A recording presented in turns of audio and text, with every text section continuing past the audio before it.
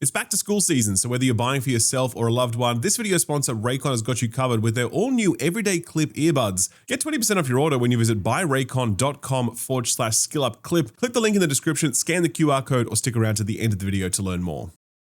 Mortal Shell 2 is not what I expected. According to publisher Playstack, the developer, Cold Symmetry, is made up of just 30 people, up from the 15 who made the original Mortal Shell. That game got kind of a mixed reception, but I think its shortcomings were largely owed to the fact that it was the debut title from a small team, so fair enough, its limited scope and a little jank is expected. Mortal Shell 2, however, is really punching above its weight.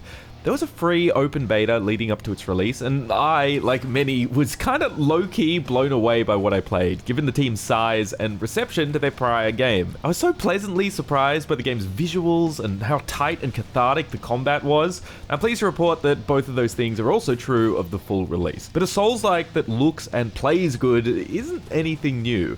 This subgenre is well-trodden ground at this point. There are so many great offerings in this space, even outside of From Software's catalog now. I think most studios trying to make Souls-likes these days are able to get the basics right, given how much there is to learn from. So to have any hope of standing out, you've really got to bring something new to the genre. Fortunately, Mortal Shell 2 is doing just that in a number of big and small ways.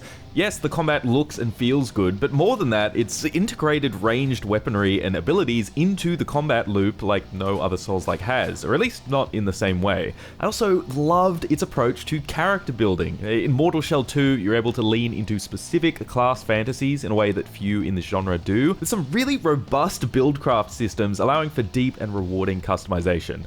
There's also one other way that Mortal Shell 2 stands apart, its difficulty. Souls-likes have a reputation for their crushing difficulty. They're basically defined by the way that they test your persistence and timing and gameplay mastery, but as much as that's a draw for many people, it also undoubtedly pushes many others away. And I do think it's a shame that there aren't too many games that bridge the gap between those more traditional action games and Souls-likes. That's where Mortal Shell 2 comes in. Because yeah, I did find this game kind of easy, at least compared to its contemporaries, and how you feel about that will depend on the kind of player you are. Me personally, I found the bosses in this game disappointingly trivial, but broadly, I do like the way that its generous combat mechanics and powerful buildcraft, combined with some neat in-world systems for making things easier or harder, make Mortal Shell 2 one of, if not the most accessible Souls-likes you could play. In the end, Mortal Shell 2 lacks some of the things that would raise it up as one of the all-time great Souls-likes for me, but there is still something uniquely compelling and unexpected about the ways that it dares to be different, such that it is worth a look in if you're into this genre,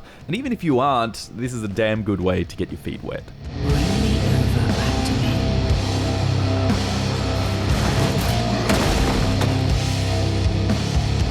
The setup for Mortal Shell 2 is thus. A mysterious vessel descends from the heavens in a crash landing. The populace of this kingdom begins pilfering the vessel for its eggs, hoping to unlock their secrets for their own means, but upon breaking them open, come to find that the eggs are afflicted with some enigmatic corruption that mutates the land and its inhabitants. You, however, are born of an egg untouched by this disease, and as such you are summoned by the vessel herself to collect the remaining eggs and secure your race's future, inhabiting shells, the bodies of long-dead heroes, to help you do so. You do not need to have played the first game before jumping into Mortal Shell 2. The developers have advertised this as a standalone sequel, so it's got a pretty self-contained story, and as someone who didn't play the first game, I didn't feel like I was missing any necessary context here. What I was missing was a little more follow-through. I mean, the story is delivered in the expected ways, in dialogue from characters both at base and out in the world, through notes and item descriptions. There's also more direct story progression from collecting eggs, and from leveling up the various shells, which let you play through their memories. My flesh is weak,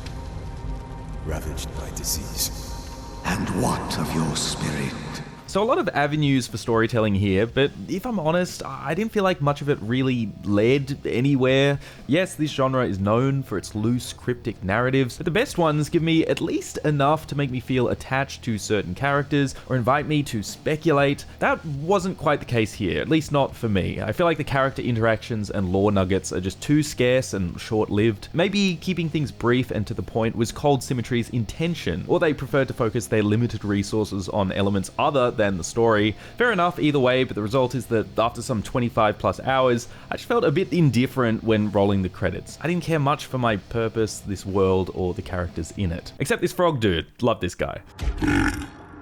So the storytelling wasn't doing much to pull me into this world. What about the world design itself? Well, this is one of the other areas where you do slightly feel the limitations of this team. This is an open world, you can explore it how you please and knock over bosses in whichever order you choose, though there's definitely an obvious intended path here with how enemies curve up in difficulty, and rather than being a singular cohesive world like many other Souls-likes, this one's kind of fragmented. It feels more like the designers built individual self-contained islands, and then later sort of haphazardly connected them together with bridges and these warp gate things.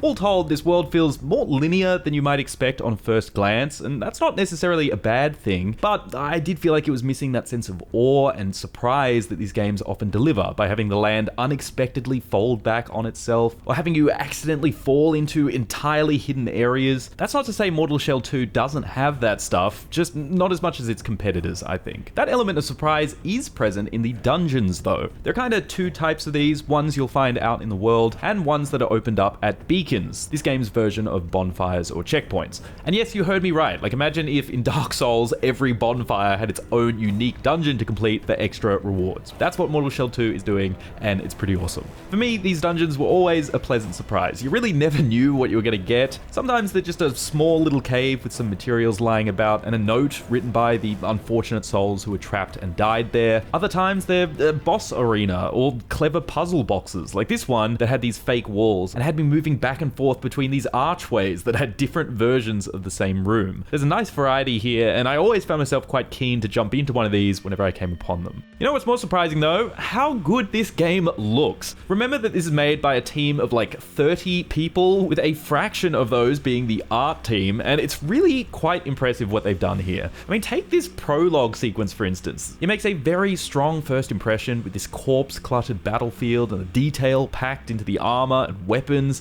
In particular, I really love the lighting in this game, with the persistent murky fog bringing such palpable atmosphere and dimension to each location. I will say the locations here though aren't anything you haven't seen in other Souls-likes. I mean, you've got your derelict castles, your bright red foliage area, your poison swamp, because of course, even its more alien HR Giga inspired environments don't feel particularly novel, given games like Lords of the Fallen and Wuchang Fallen Feathers also flirted with that aesthetic, but that familiarity doesn't undercut how impressively these environments have been realized here. This is such a brilliant showcase of what smaller dev teams are able to achieve these days. It's just incredible. I'm sure part of how they've been able to achieve this look is because this game was built in Unreal Engine 5. And given that UE5 kind of has a reputation for running like arse, I'm sure you might have concerns about performance. Honestly though, it's surprisingly good. I'd say this is one of the better optimized UE5 games. On my PC, running an RTX 4080 Super, playing at 1440p, ultra settings, ray tracing on, with no DLSS or frame gen on, I was getting a rock solid 60 plus FPS, and with DLSS set to balanced, I was getting about 90 plus. Now obviously a very expensive PC, and in this economy, not a lot of people have a PC like that, and so I actually played half of this game off my laptop, which is looking a little worse for wear these days. The specs are up on screen, and there I was able to get an average of 60 FPS at 1440p high settings with DLSS set to balanced and no FSR enabled. It's not completely without its hitches, mind you, as some areas did tank my frame rate more than others, and I did notice the game had a slight jitter without VSync on. Don't know what that's about, but I play with VSync on anyway, so it didn't bother me that much. It does also suffer from some of those signature UE5 annoyances, like the occasional micro stutter, ghosting, and the lighting and shadows of some internal spaces having that muddy, warping look to them as you move. None of these were deal breakers for me, but still worth noting. Overall, I didn't have too many issues with performance, and seemingly neither did others if the Steam reviews of the open beta aren't any indication. But now it's time to get to the meat of this review, that being the ways that Mortal Shell 2 hits a little different to its competitors, namely in its combat and character building. And let me tell you, if those are the main reasons that you come to this genre, I think you're gonna love what Cold Symmetry have done here.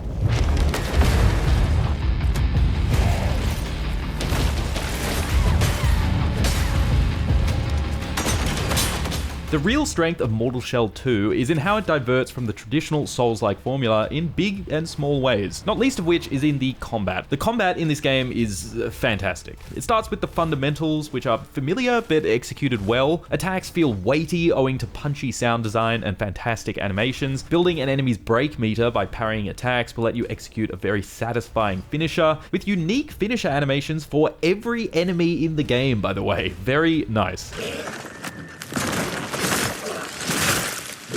So all that's really solid, but it's all the extra layers built on top of those foundations that do make this game stand out amongst its peers. The weapons, for instance. This is not the kind of game where you'll be collecting like 13 different greatswords. Instead, there are just 8 primary melee weapons to find, each with their own completely distinct movesets. There are 1 or 2 greatswords, sure. There's also things like an axe and dagger combo, or dual katanas that transform into a 2-handed axe with a heavy attack.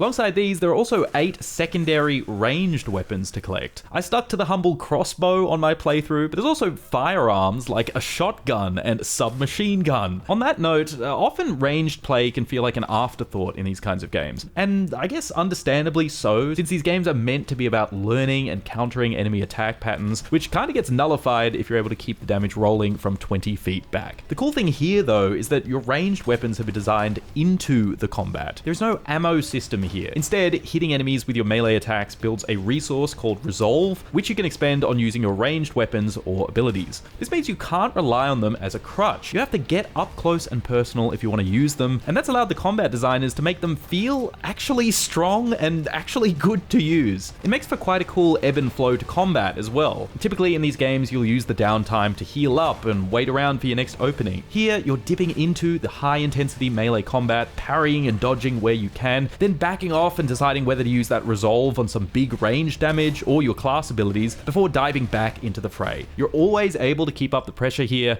and I love that. I think that's my favorite thing about this game, its approach to character building. It starts with the shells. Their function is twofold. They act as an extra life in combat. If your shell gets struck down, you'll be knocked into your naked form, and getting killed in this form will send you back to your last beacon. But if you lock in and cause enough bloodshed, you'll be able to restore your shell. Almost a sort of final stand mechanic in that way, and does lead to some nail-biting comebacks. What I like the most about them though is that shells let you build into specific class fantasies in a way that very few Souls-likes allow for. See, most games in this genre are very free-form in that regard, having you almost build out your own class through a combination of stats, weapons, and abilities. And while I do think that flexibility is cool in its own way, I also like classes. I like games that let me fully embrace a specific class fantasy with a thematic and effective kit. And Mortal Shell 2 brings that to Souls-likes with its shells. These are effectively character classes, each with differing health pools, 1 or 2 new active abilities, and some unique passive mechanic. For example, my favorite was this assassin, whose active ability turns him invisible, enabling a devastating backstab move. His passive ability then enhances my dodge. Not only does it make me move further, but timing it just right also dips me into invisibility, making my next attack deal big stagger damage. Maybe you're not the stealthy rogue type. Well, good news. There are a bunch of others you can unlock, 8 in total, from a tanky knight with a shoulder charge, to a glass cannon monk who can pause time to dish out punishment with his knuckles.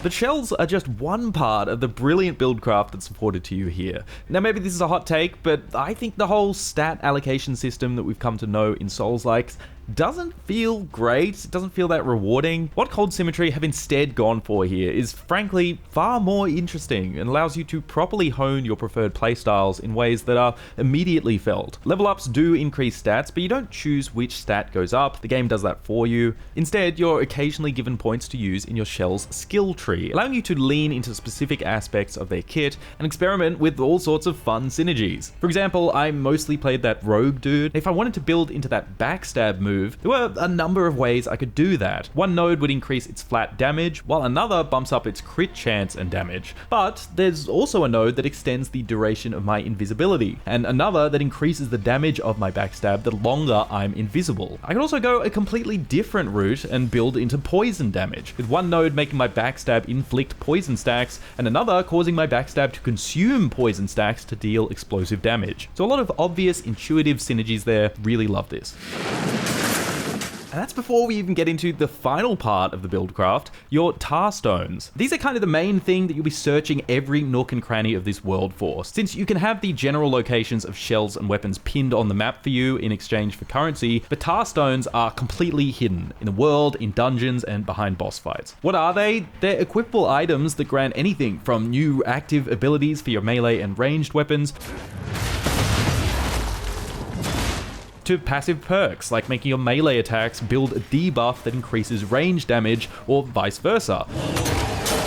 Elemental weapon coatings are also handled by this system, costing resolve to use rather than being consumables like in most other Souls-likes. All of these tar stones could also be leveled up by just using them, not only increasing their power, but even opening up whole new effects and interactions. This poison coating, for example, at max level it lasts forever. Will also fire out poison projectiles if I combo it with the tar stone that gives me charged attacks. And you can see how that would work perfectly with my Shell's poison build that I described earlier. Because of how powerful these are, you might think you can only equip a few of these, but that is not the case. There are like 10 slots, each categorized by what they're modifying. So you aren't just building toward one or two very specific parts of your combat kit, like in most other Souls-likes. You're improving all of it, your entire character. And it's another example of how Cold Symmetry are very smartly pushing you to make use of all of your tools in combat. Oh, and I haven't even mentioned that the little collectible items that you use to cleanse status effects and whatnot, which are usually finite consumables in other Souls-likes, actually work off a charge-based system here that get refilled at beacons. That's if you use their active effect, because they've also got a passive effect that you could equip instead, and collecting more of them levels them up to make them even more effective and provide bonus effects. Very cool.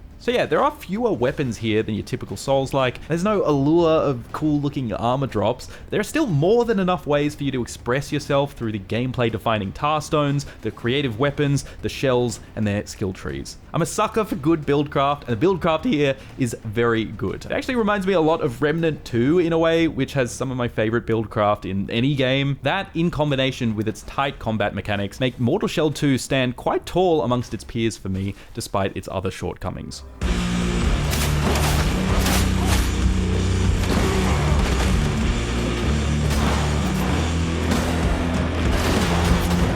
I want to end this review by talking about the other surprising way that this game upended my expectations of the genre, its approach to difficulty. Don't let the edgy, dark fantasy aesthetic fool you. Mortal Shell 2 is not a particularly challenging game.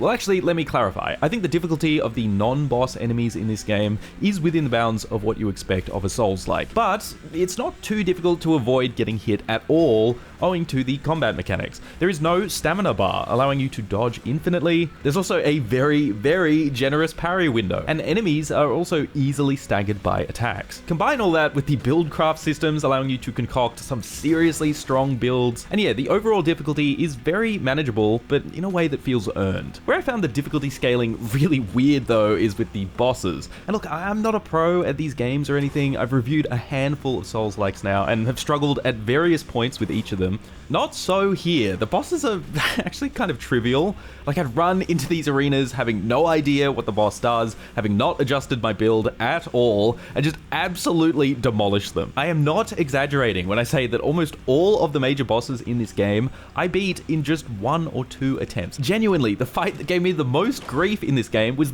this fucking guy in the tutorial, and he's not even a boss. Yes, part of why they're easier because of all those factors I mentioned a second ago, but it's also because, for the most part, they have quite limited, predictable movesets. And yeah, I was just a bit disappointed by that. Something I really love about this genre is that sense of euphoria you get when you've properly mastered an encounter and finally come out on top after hours. I'm not saying they needed to take me hours, by the way, but I just would have liked the bosses to have pushed back a little more in a way that really encourages me to experiment with all the great buildcraft levers, and in the end feel like I actually earned those victories. That is without using the easy mode item, by the way, because yeah, you can sort of make this game easier by equipping a specific item called the Slayer Seal. This is one of 4 different types of parries you can equip, but this one removes your parry entirely, instead turning it into a charged strike that deals massive break damage, making your ranged weapons deal break damage by default, and making your finishes heal you. Do note that equipping this at any point disables achievements, but for those who don't care about that and want just a little more leeway, this is a nice option. It works really well. Inversely, you can also make the game harder should you choose. Early on, you'll unlock the ability to speak to this dude who can bring about an eternal night. This opens up new areas and vendors and increases rewards at the cost of introducing new environmental hazards and making enemies more difficult, including bosses. So this does kind of alleviate my issues around boss difficulty in that they deal more damage and take less, but it doesn't change their move sets. And as I said, I feel like the difficulty is just right for non-boss enemies, so having to turn this on just for bosses feels a bit cumbersome. It's a cool mechanic though. Like the Slayer Seal, I love this as a way of scaling difficulty without traditional modifiers, and for how it elevates exploration.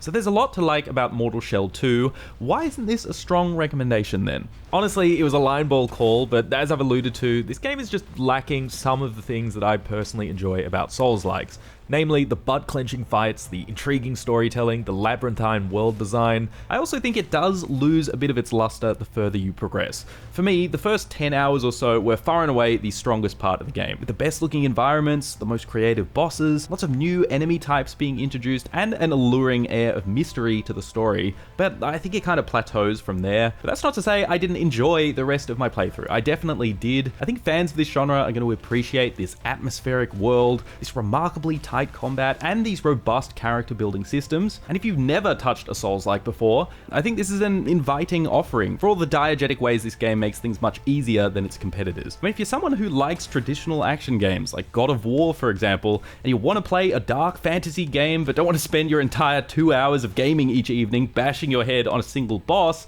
your options were pretty limited. To those people, I think you'll find that Mortal Shell 2 is the game for you. And finally, I'll reiterate that this well-made, accessible Souls-like that'll run you at least 25 to 30 hours on a first playthrough is made by a team of just 30 people strong. Especially in that context, I really was caught so off guard by what Cold Symmetry has delivered here with their limited resources and after just one prior title under their belt. Yeah, there are some things I enjoy about Souls-likes that aren't present here, but in their place are some brilliant new ideas that give Mortal Shell 2 its own identity. I think that's more valuable than anything in a subgenre as crowded as this one, and for that reason, I recommend it to you.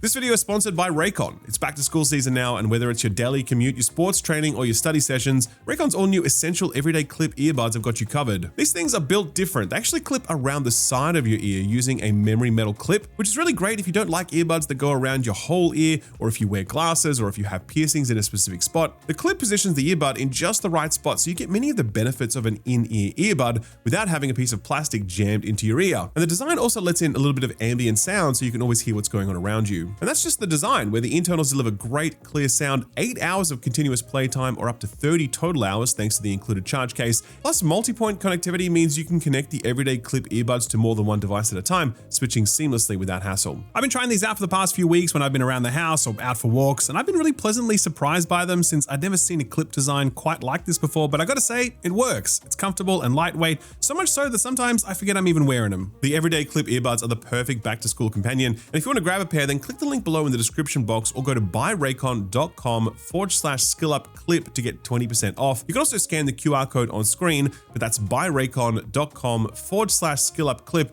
to get 20% off your order. Thanks to Raycon for sponsoring the video, and thank you for watching it.